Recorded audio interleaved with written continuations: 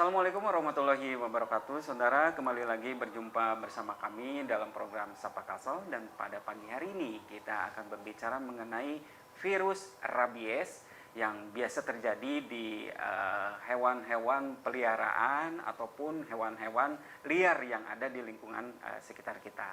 Dan bersama kami sudah hadir Dokter Hewan Isrokal dari Balai Karantina Pertanian Kelas 1 Banjarmasin. Kita akan berbincang mengenai virus rabies itu seperti apa.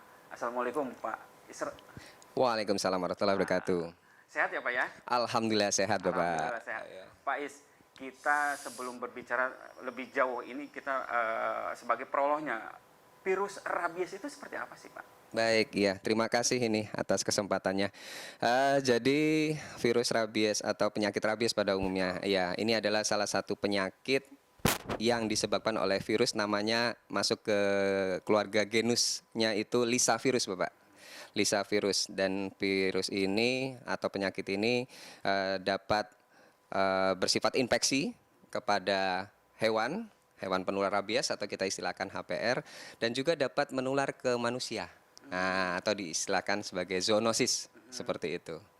Penularannya seperti apa? Ya, jadi penularannya itu melalui gigitan dari HPR tadi atau hewan penular rabies. Apa saja kalau di Indonesia? Anjing, kucing, kemudian kera. Nah, ketika HPR tersebut menggigit ke bagian tubuh dari manusia, katakanlah ke kaki, ke tangan, ke badan. Nah, virus yang berada di air liur daripada HPR tersebut akan masuk ke dalam jaringan tubuh manusia tersebut. Nah, disitulah mulai adanya infeksi. Nah, infeksi sehingga menimbulkan gejala klinis terhadap penyakit rabies itu sendiri. Oke. Nah, Itu hanya gigitan saja? Ya, jadi gigitan atau cakaran. Tapi Gigitan atau sebagian cakaran? betul, tapi sebagian besar kasus yang terjadi itu karena gigitan, Bapak. Jadi virus yang ada di air liur daripada HPR itu masuk melalui gigitan ke bagian tubuh Soalnya manusia. kalau misalkan cakaran kan agak jauh nih Agak dari jauh, liur ya. bener Bapak. Seperti itu. Dan virus itu tidak masuk ke dalam kukunya si binatang itu atau bagaimana? Ya, jadi virusnya ini hidupnya di air liurnya tadi, Pak. Nah, jadi ketika ada gigitan, maka air liurnya itu akan masuk.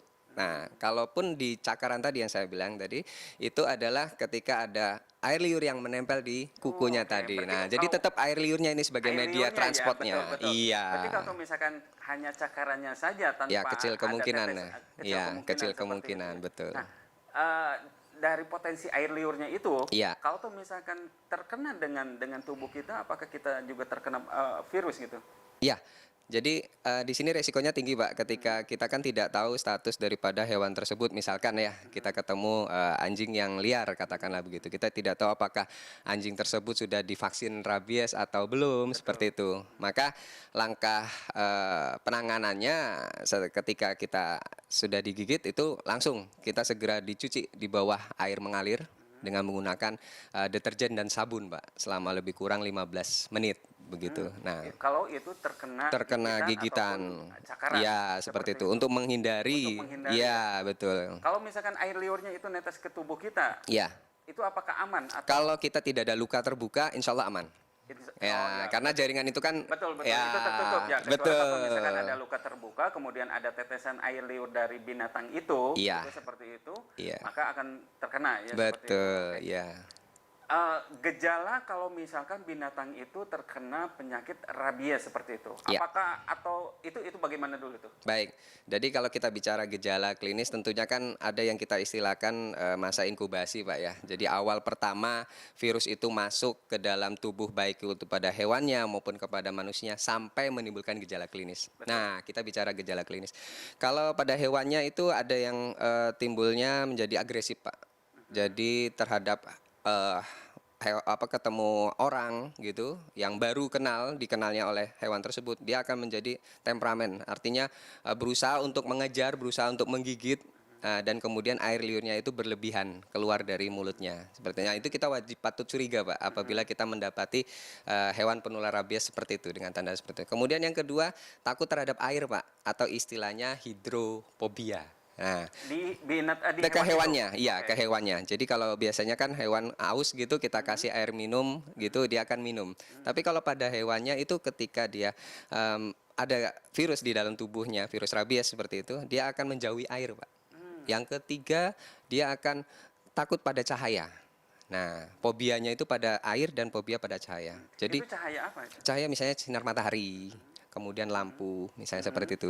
Dia akan menghindar gitu. Menghindar. Ya, Oh, berarti dia suka yang gelap, warna yang gelap. iya, kemudian di sudut-sudut ruangan seperti itu. Nah, itu pada hewannya. Itu pada hewannya. Iya, begitu juga pada manusianya, Pak, sampai taraf seperti itu. Artinya akan takut ketika diberi air minum karena merasa sakit, Pak, untuk menelan air minumnya. Kalau itu sudah digigit Kalau atau sudah digigit dan sudah menimbulkan sampai virus itu berada di dalam jaringan tubuh manusia, seperti atau orangnya, seperti itu. Nah, itu penyakit rabies itu apakah berada di semua hewan binatang atau hewan yang peliharaan atau di hewan yang liar aja atau bagaimana, Pak? Ya, tadi kami sampaikan ada namanya HPR, Pak, hewan penular rabies. Jadi anjing, kucing, kera, ini adalah hewan-hewan yang berpotensi untuk menularkan penyakit rabies. Jadi bisa yang di kesayangan maupun yang di liar, seperti itu. Nah, jadi kalau dikatakan, tapi bisa kita tangkal dengan adanya vaksinasi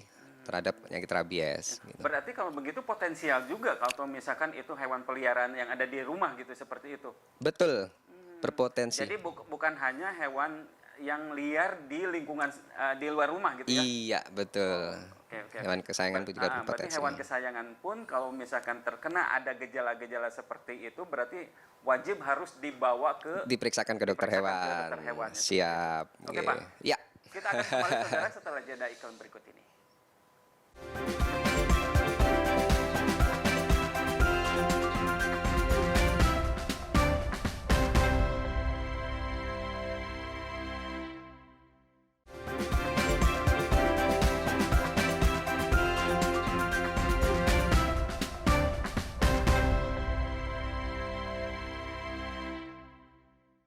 Terima kasih saudara, masih di Sapa Kasol. Kita kembali lagi melanjutkan perbincangan di pagi hari ini berbicara tentang penyakit rabies ya. Iya. Pak, Oke. kenapa anjing, kera, kemudian kucing berpotensi atau memiliki potensi untuk menyebarkan penyakit rabies seperti itu? Itu kenapa, Pak? Baik. Karena anjing, kucing, kera tadi ya termasuk juga hewan yang memiliki gigi taring, Mbak.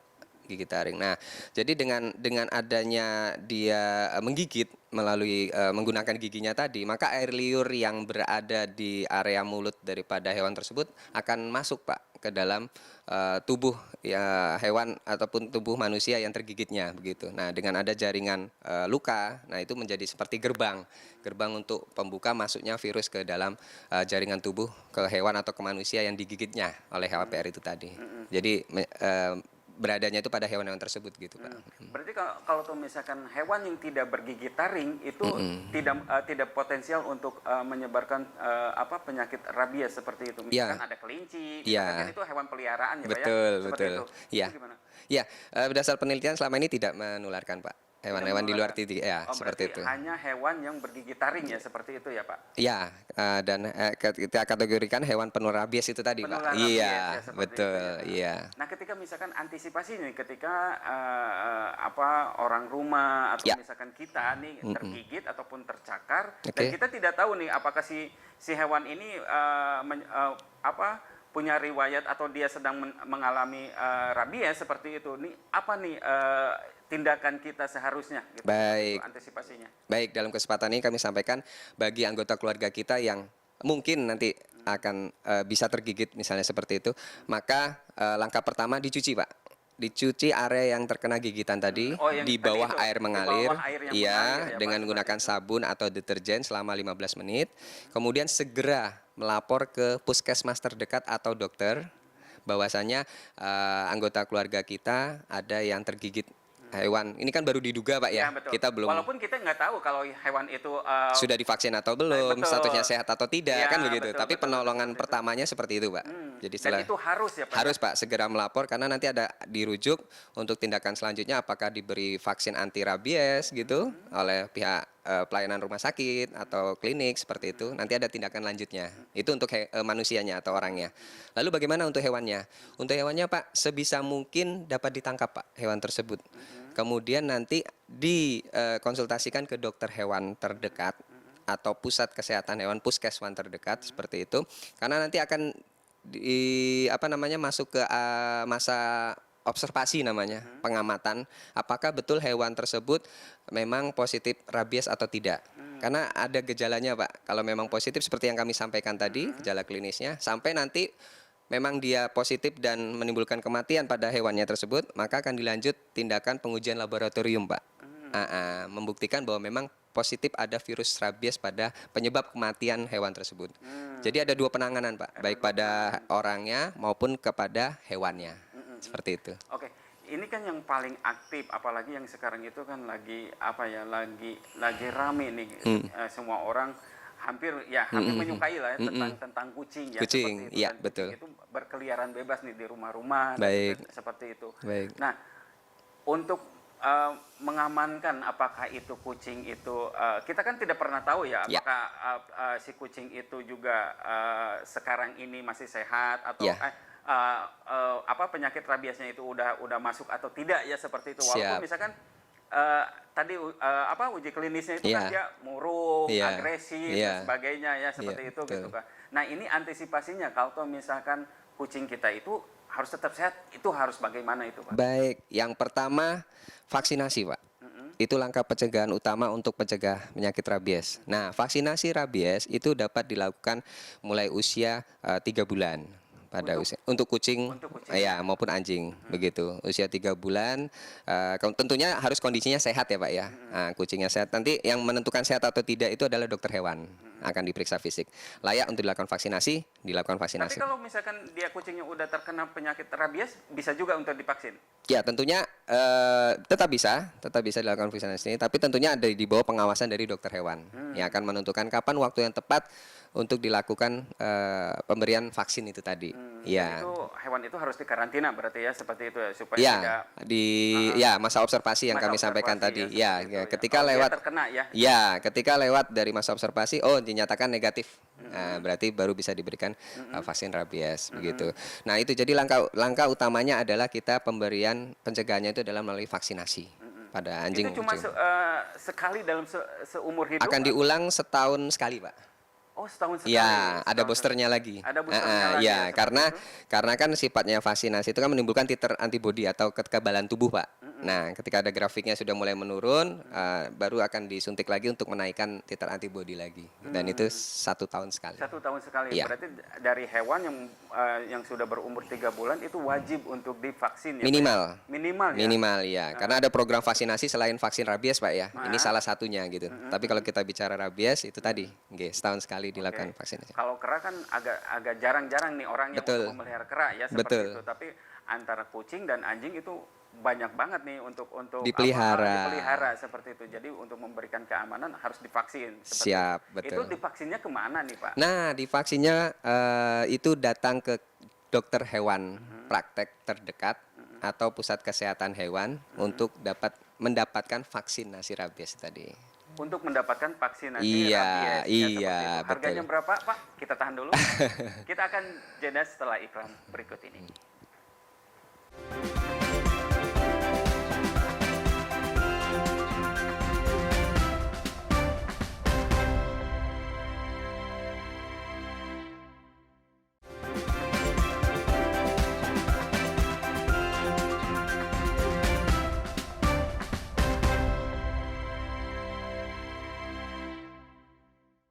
Terima kasih saudara, masih di Sapa Kalsel. Kita kembali lagi melanjutkan perbincangan di pagi hari ini bersama Dokter Hewan Isrokal dari Balai Karantina Pertanian Kelas 1 Banjarmasin. Kita berbicara tentang penyakit rabies ya seperti itu. Oke Pak, tadi kalau misalkan kita mau memvaksin hewan peliharaan kita seperti itu kemana dan takutnya ini wah pasti ini harganya mahal dan sebagainya kayak begitu ya. Ya. Silakan Pak. Oke, iya. Jadi kalau untuk vaksinasi, Bapak Ibu dapat membawa hewannya, anjing, kucing, itu ke dokter hewan terdekat di prakteknya seperti itu atau di klinik begitu. Tentunya nanti dokter hewan akan mempertimbangkan kesehatan, kemudian mungkin ada pemeriksaan fisik yang lain seperti itu. Nah, itulah nanti mengenai biaya daripada vaksin tersebut itu menjadi kebijakan dari masing-masing dokter hewan praktek, Iya, karena betul. tentunya punya pertimbangan masing-masing seperti itu, Bapak. Berarti beda-beda ya mungkin Ya, seperti itu. Tapi oke. yang jelas itu harus dibawa ke dokter hewan. Harus ya, Pak, ya, dibawa ke seperti dokter itu. hewan, iya. Biar diketahui nih penyakitnya, bukan penyakit ya, untuk vaksinnya itu seperti apa, kondisi Betul. hewannya itu seperti apa. Ya, kayak Betul. gitu. Nah Pak, kalau misalkan nih kita ini udah sayang banget nih sama hewan peliharaan kita, Ya. apakah itu anjing ataupun misalkan kucing, kemudian kita pada saat ini kita mau traveling nih seperti itu. Nah, cocok. Ini gimana nih, apakah bisa dibawa itu hewan peliharaan ketika kita traveling untuk ya kita menggunakan pesawat atau misalkan menggunakan Kapal laut, betul, ya. seperti itu. Gimana Pak? Oke, terima kasih.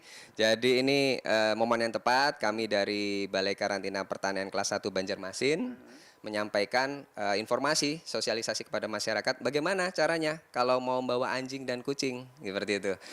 Satu, tentunya pastikan bahwa hewan tersebut sudah divaksin, Pak. Sudah divaksin rabies itu tadi, ya. Kemudian usianya minimal 3 bulan sudah divaksin, tapi untuk bepergian 6 bulan, Pak ya. 6 bulan. Terus kemudian yang kedua, kita ujikan, Pak, titer antibodinya di laboratorium. Nah, di laboratoriumnya itu di mana? Bisa di Balai Veteriner Banjarbaru, bisa di kantor kami, di lab Balai Karantina Banjarmasin, untuk memastikan bahwasannya vaksin yang disuntikan tadi itu memberikan efek protektif, Pak, memberikan efek kekebalan terhadap hewannya. Nah, kemudian yang ketiga mengurus surat keterangan kesehatan hewan di Dinas Peternakan, ya, Dinas Peternakan Provinsi, Kabupaten, Kota.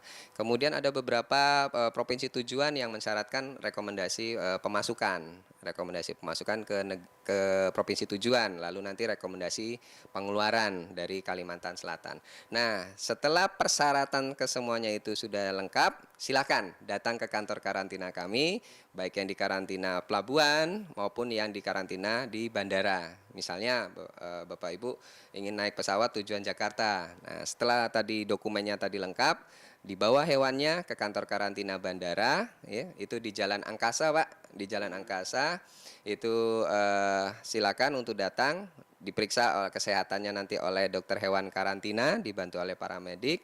Lalu nanti apabila dinyatakan sehat, dokumennya lengkap, kemudian membayar tarif jasa karantina, dapat sertifikat karantinanya, buktinya bahwasannya sudah dilaporkan, silakan bisa traveling menggunakan pesawat. Nah, tentunya nanti kita mengikuti juga kebijakan dari maskapai. Betul. Nah, karena tiap-tiap maskapai punya aturan masing-masing, Pak ya. Nah, Punya tapi yang kebijakan jelas sendiri-sendiri, kebijakan betul. masing-masing.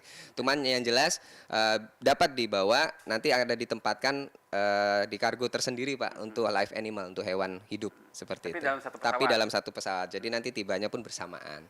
Nah, bagaimana kalau di pelabuhan? Nah, datanglah ke karantina di pelabuhan. Kalau kita di Jalan Maijen Sutoyo, Pak, di Pelabuhan Trisakti. Sama juga prosedurnya seperti tadi, sudah divaksin, ada hasil uji lab titer antibody, kemudian izin masuk dari tujuan, provinsi tujuan, izin pengeluaran, dan juga surat keterangan kesehatan hewan. Nah, lalu nanti diurus sertifikat karantinanya, mendapatkan sertifikat, silakan untuk melanjutkan perjalanan menggunakan kapal laut. Oke. Ya, seperti itu, Pak. Jadi untuk kita. Tapi kalau misalkan pada saat kita kembali lagi, apakah hewan itu harus diperiksa lagi atau bagaimana? Harus dikarantina lagi atau Ya, bagaimana? betul, Pak. Jadi karantina ini ada di pelabuhan pengeluaran dan pelabuhan pemasukan. Jadi misalkan dari pelabuhannya itu dari Trisakti menuju ke Surabaya. Maka nanti di pelabuhan Surabaya atau di Bandara Juanda Surabaya itu juga melapor lagi, Pak, di karantina Surabaya untuk tujuan ke Banjarmasin. Jadi kita karantina ini ada di pelabuhan dan bandara yang telah ditetapkan oleh pemerintah. Oke. Seperti itu. Berarti keluar masuknya itu tetap harus divaksin lagi atau harus diperiksa lagi itu, Pak? Tentunya nanti akan ada pertimbangan dari dokter hewan karantina, ya. Dan vaksinnya itu tadi kita lihat, Pak, apakah berapa lama sudah waktunya itu tadi. Karena kan kita tadi di booster satu tahun Pak ya, Satu tahun, satu betul, tahun. betul, Kemudian kan ada hasil uji titer antibodi tadi yang menentukan apakah ini masih memberikan efek protektif atau tidak begitu. Biasanya itu berapa lama Pak untuk anti protektifnya itu Pak? 3 minggu pasca vaksin itu sudah mulai timbul angka protektif Pak. 3 minggu pasca vaksin.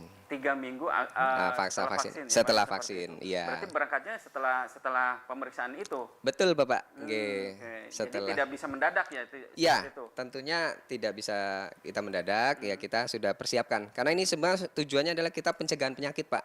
Oke. Agar jangan sampai penyakit yang ada di satu daerah berpindah atau menyebar ke tempat tujuan yang lain Iya, gitu, iya, Pak. iya. Iya. Berarti biar imunnya itu tumbuh dulu ya, gitu Iya, ya, Bu. Muncul dulu di muncul tubuhnya dulu seperti kekebalan itu. tubuh, baik bagi hewannya sehingga tidak menulari ke hewan yang lain. Begitu juga dari hewan lain tidak menulari pada tubuhnya, gitu. Makanya Oke, kita oke, oke. pencegahan penyakit, Pak. Pencegahan Fokus kita di penyakitnya situ, seperti itu, pencegahan ya. penyakit. Iya, iya, iya. Iya. Baik, terima kasih Pak atas tadi perbincangan berkaitan dengan penyakit rabies. Mudah-mudahan semuanya teratasi ya Pak ya. Kita Amin. akan mengetahui Amin. sebelumnya apakah itu hewan itu sehat atau tidak. Kemudian kita mengetahui juga gejala-gejalanya seperti itu sehingga kita bisa melakukan tindakan lebih preventif lagi ya. Mungkin ya seperti itu Pak. Iya. Baik, terima kasih Pak Dr. Hewan Isrokal.